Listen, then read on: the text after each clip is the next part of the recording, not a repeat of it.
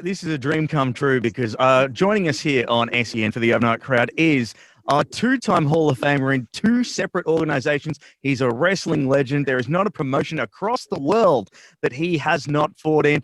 He's held multiple championships, over 80 heavyweight championships of the world, United States championships. I could go on and on and on talking about all these accolades, but might as well just get straight to it. The great man himself, the one and only, the chosen one, the king of the mountain, Double J, Jeff Jarrett joins us. Jeff, it's great to chat. Nims, my friend, my Twitter friend. It's great to be a part of the show. I appreciate you having me on. And now you sort of went through different titles and championships and King of the Mountain, chosen one, and now you get to add podcaster, Double J, Jeff Jarrett. Very excited for your podcast, and that'll be dropping May 5th here in Australia. So next week, it's coming up very cool. But you're going to cover a lot of topics, and I want to take you back 20 years. Now, this is even before TNA Wrestling started. I want to start off with a little organization that was known as World Wrestling All-Stars, because you actually did something well before the WWE did and gave Australians live wrestling. Live wrestling a year before the WWE decided to tour down here with a stellar show. Now, WCW's closed up shop. ECW's closed up shop. We're starved of content, and Australia is a million miles away. You and guys like Stevie Ray, Jerry the King Lawler, we had Buff Bagwell come down. It was just the big names down here. What were some of your memories of that trip and that sort of time in the pro wrestling landscape? Yeah, over that you just talked WWA, you're leaving out maybe, in my opinion, my greatest memory of the time, and I still talk to him often, is our man Rove. Getting to crack Rove over the head with a guitar is a career highlight without question. And meeting him and being a part of that, and obviously he's not a wrestler by any stretch of the imagination, but and Nathan Jones, again, I'm a third generation promoter, wrestler, and so getting to travel the world and me coming down to Australia, Nathan Jones, getting to really get into the fabric and tour Sydney and all around Melbourne and the Crown Casino and the Opera House and sightseeing. And I've told my kids this, I've told others this, if I ever had to move and leave Nashville, the Hendersonville area, I would. And I've said it, I've gone on record, I'd move to Australia. That's how much I care for it, the country. I really, really liked it. From Perth to Melbourne to Brisbane, the Gold Coast to Adelaide, the city of churches. And even we got the opportunity not long after that to me and Sting got to have an NWA World Title match over in New Zealand. So I've always been a great fan of it. Great memories. The people are fantastic. And again, going back to the top of the interview, that's why when we were strategizing to start promoting my world, Australia and New Zealand media outlets were at the top of my list. Fantastic. Well, look, let's go back a little bit before WWA and before TNA, because you were in both WWE and in WCW. This is during the peak of the Monday Night Wars. But I want to know, did you ever see yourself as a WWF guy or a WCW guy? Because you ticked off a lot of boxes in both organizations, and there's a lot of arguments that would say, you fought for both teams. And I did. And that's a good question. And the way you phrased it is often people are trying to ask that question, but don't quite articulate it like you did, Nims. But no, I mean, with the Double J persona and the IC title runs, it's hard. And with my baby tonight and my relationship with Vince and my match with China, it's really hard. And obviously they won the war and I'm in the WWE Hall of Fame. It's hard for me not to say a WWE guy. But on the flip side, I was in the Four Horsemen in WCW and for short stints, the big gold belt, which still carries, it's right behind me, it still carries some prestige. But the big gold belt with Flair and the lineage and becoming world champion. So I have a lot of great memories of WCW as well. Obviously, entirely two different companies. WCW very corporate, and what I was raised on, and born and bred on, and my mindset is, the entertainment business, not just the wrestling industry, is led by a visionary, no matter what company it's in. And Vince, his track record speaks for itself. The people of Australia have seen in Melbourne the cricket stadium, and so it goes without saying. I can see both sides, but I'd say a WWE guy. I'd have to sort of agree with that too, but let's not discount your phenomenal run in WCW, because you were the guy in WCW, and it's one of the. I mean, look at your shirt on. Can you tell your listeners what your shirt says? So I actually picked up the shirt, and if you check out the video, you can see I actually had two choices of shirt today, Jeff. I wanted to either wear that one or this TNA Slammiversary shirt, which nice. Because I'm a massive TNA fan, but I did want to quickly touch on your WCW run, because you were the world champion there. And this is the biggest what if for me, because I was a huge NWO 2000 fan. Now, when the NWO reformed and we had you with Bret Hart and with the Outsiders, it was such a powerful combination. Unfortunately, injury derailed that, but you managed to make the best out of a bad situation. What do you think of that run? Because that's a powerhouse of names.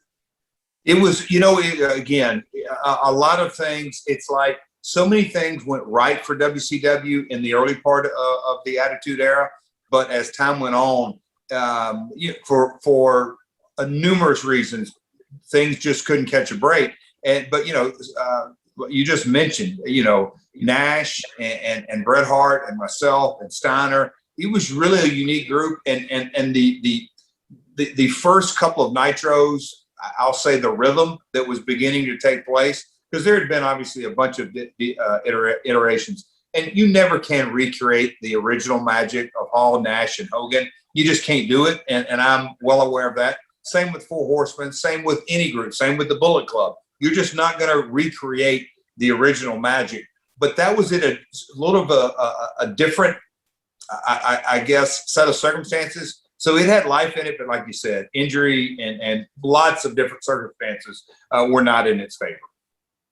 Let's move on to TNA Wrestling, because that holds a very special place in my heart. I was a massive fan of TNA Wrestling and still watch Impact to this day. But some of the absolute gems of matches that you were involved in there, I mean, you had some great feuds with Raven, Kurt Angle, Sting, R-Truth before, when he was Ron the Truth Killings, became an NWA world champion there as well. Christian Cage is someone that's still going today, but people saw him as a main eventer thanks to your organization. But let's not forget the countless other rivalries you had, like with AJ Styles, Samoa Joe, Abyss, Bobby Roode, those great names. When you look at some of the great names that have come through TNA, how does that feel for you, not just as a promoter, but as a wrestler, to have gone through those doors at TNA, now Impact Wrestling? Yeah, what's really cool is, and on the My World PR tour, the different questions that I ask, and I said the other day that when you look at TNA, now known as Impact, in the TNA days, Impact was the name of the television show. But from about 2002 to about 2009, 2010, it was some very, very special times for me, personally, professionally. But when you talk about the in-ring component and the opportunities, and you mentioned when you talk about AJ Styles and Jeff Jarrett in those early days and those matches, it was, pardon the pun, but what a phenomenal athlete AJ truly is. And in those early days, he was just at another level. Samoa Joe goes without saying, and you listed quite a few names, but yeah, what a run and what a roster. And what the in-ring product, from the X division to the knockouts, to the heavyweights and the tag teams. And you talk about Beer Money and AMW and a bunch of other, he was really gelling there. And what a very rewarding 7, 8, 10 years that, to take it from literally a thought, a concept, into a lot of hard work. And then, 2 hours on Spike TV here in the United States and seeing all around the globe. It was very rewarding, and the people that were a part of that were, they all realize, I think I certainly do, some of the best times of our life. I mentioned TNA, I mentioned the great work you did in North America, but a lot of people might not know, and you mentioned the Bullet Club earlier. You were actually part of the Bullet Club fairly briefly in, I think, 2015 it was, but you've done some great work in New Japan, You did some stuff in AAA as well. These are other completely different cultures to what we're used to. And being an old school wrestler, you've been through many doors and many different locker rooms. What was that like? Was it a culture shock for you going to places like Mexico and Japan? No, and Mexico, they're obviously two different cultures, but when you talk about professional wrestling, Japan has a professional wrestling culture. The lucha libre style obviously has a different culture, and the United States as well. So early in my career, I went to Puerto Rico, which have some lucha libre components. I went to Japan early in my career, so I was, I'll say, born and raised on different styles and all that.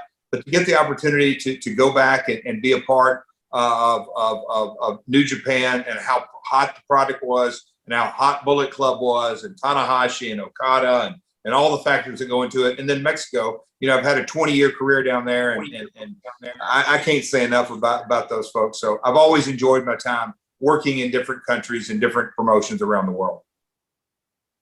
You really are an absolute traveled man. I could chat to you for another 20 minutes, but we should probably wrap it up soon. I do have one question that I do want to ask, because this is something that, for me personally, it gave me so much buzz. Back in 2004, before TNA first had Bound for Glory, you did something that no one has ever sort of done. I remember Hulk Hogan was wrestling in Japan, and he was talking about how he's never won the NWA World Title. He wants the NWA World Title, and sitting right next to you as we speak, he did a press conference in Japan, and then out of nowhere, complete shock. And it's so hard in this day and age to have a surprise. There was Jeff Jarrett saying, you wanted to come to TNA, TNA just came to you. What was that like? Because I think that made so many headlines across the world. Nibs, it's funny you bring that up. Years after we did that, I want to say 2009 or 10 or 11, I forget the date, but it was a fan voted, what was the, I don't know, shocking, I think, favorite TNA moment. It was one of those polls that was done, and that won by a landslide. I could remember Don West coming to me, telling me, and Jeremy Borash, about that's the number one moment. And when you think about, Samoa Joe and AJ Styles and the matches they had, and Kurt Angle coming in, and what a shock that was, and Christian Cage and Team 3D, and I mean, Flair, you just talk about all the different talents have been through. And that was such a surprise and caught people off guard. And I, like you just sort of described it came out of nowhere, but on a major platform. It was after a dome show that Hogan was a part of. And for it to happen on that stage, at that setting, at that time, and with the backstory of the people that knew, and then the people who didn't know, then were told the backstory. It was really, I'll say this, that was a long trip over there for one guitar shop, but we're still talking about it today. We certainly are. But Jeff, you've given me a lot of time, and I really, really do appreciate that. My world, it is going to be a fantastic podcast. We know the sort of product that Conrad Thompson can put out. It's so cool to see you guys coming together, mega powers combining. That'll be dropping Wednesday, the 5th here in Australia. So make sure you check that out. Jeff, it's been an absolute pleasure, and hopefully I'll chat to you soon. I'd love to, Nibs. I'll see you on social media, but my world drops every Wednesday down under. So appreciate a download.